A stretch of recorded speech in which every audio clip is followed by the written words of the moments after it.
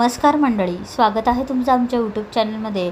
मी भक्ती आज तुमच्यासाठी खास रेसिपी आणलेली आहे, लेमन राईस. तर हा जो तांदूळ आहे तो मी 10 ते 15 मिनटं भिजवत ठेवलेला आहे. त्यानंतर आपण साहित्याकडे वळू.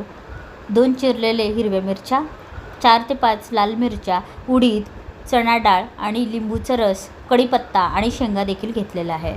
तर आपण गॅसवर पाणी तापवायला ठेवलेलं आहे, कारण की जो राईस होता तो आपण शिजवून घेणार आहोत 10 ते 15 मिनटं. तर त्याच ठिकाणी आपण दुसऱ्या ठिकाणी कढईत तेल परत प्लस फोडणी टाकून घेणार आहोत.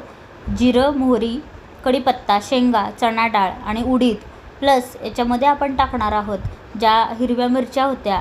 आणि चवीला या लेमन राईसमध्ये खूप उत्तम लागतात, तर त्यासाठी लाल मिरच्या देखील आपण यात ॲड करणार आहोत.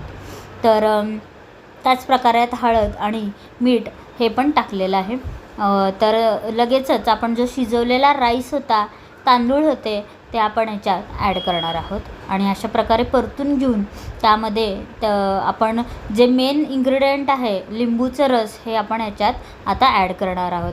त्यासाठी तुम्ही 1 लिंबू जरी घेतला तरी चालेल. तर आपण चवीनुसार याच्यात कोथिंबीर देखील टाकलेली आहे.